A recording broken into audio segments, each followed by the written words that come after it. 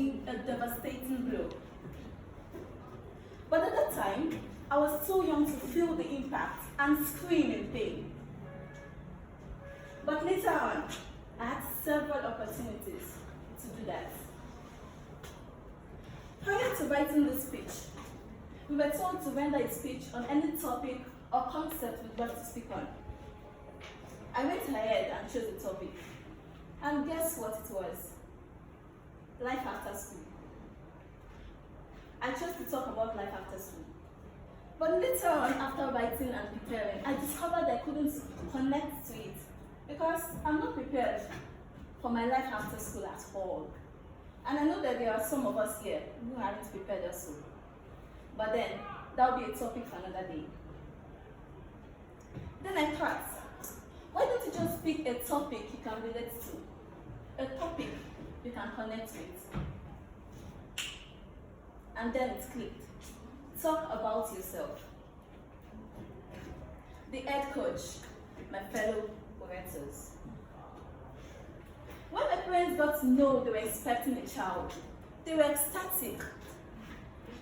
They had been waiting and praying for a child for 3 years and 7 months. So when they knew I was coming, they were so happy. They had their whole life planned out and were so looking forward to it. At 7 months old, I felt very ill and was rushed to the hospital. On getting there, we carried on a lot of tests. Malaria, typhoid, and some other illnesses. But they couldn't get what was wrong with me exactly.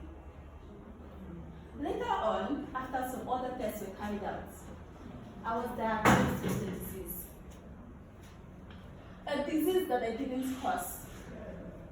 A disease that wasn't as a result of my negligence. A disease that money didn't have full authority over. A disease that had no cure. Sickle cell anemia. Sickle cell anemia was and is still a misunderstood and unrecognized topic among the majority of the public. Unrecognized in the sense that we have heard a lot about it, but still do not know its magnitude.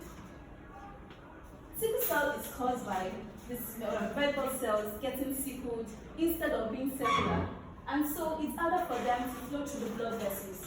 And later on, they get clogged around different parts of the body, causing pain, severe pain.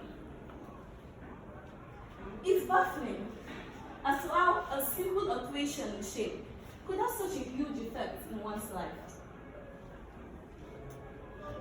Growing up, I was pampered a lot, which I enjoyed.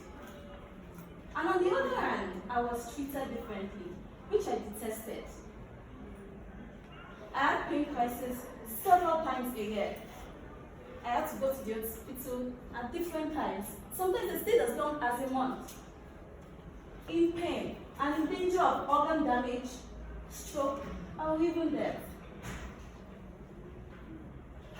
I felt the full impact of my condition when I got into secondary school.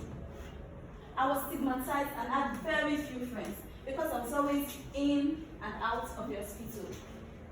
I was hardly ever allowed to play around. I recall sitting in my room and watching my younger siblings play through the window. This is an episode I can never forget. An episode that is always in my mind. I was just 14 years old at that time. We were playing on the school field, and all of a sudden I fell and started screaming. It felt like knives were piercing all through my body from within. I really felt like I was going to die. Even my parents were not left out. They were constantly worrying about me, and they spent a fortune in the hospital on pills. Sickle cell anemia is like being given a death sentence, knowing that you might not live longer than 30 to 40 years of age.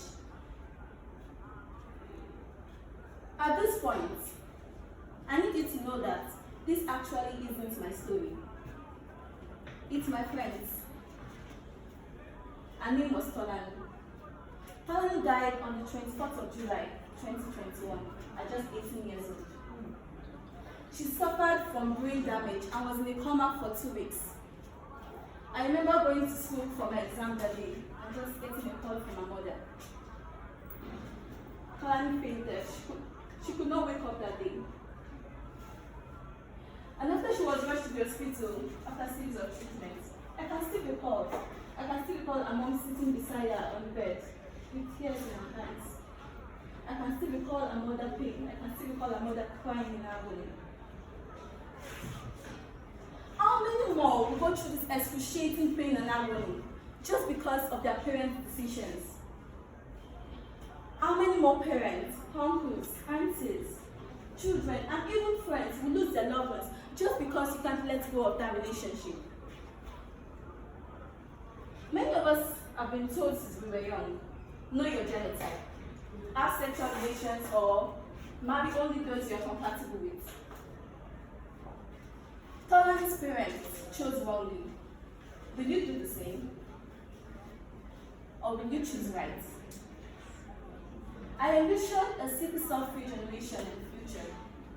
And this can only be done if you and I make the right decisions. To the sickle cell carriers listening to me, you have sickle cell, don't let sickle cell have you. Do things, live your life, enjoy your life. Do not make people think or make you feel like a victim. You are a warrior. For you to have gotten to this point, you fought.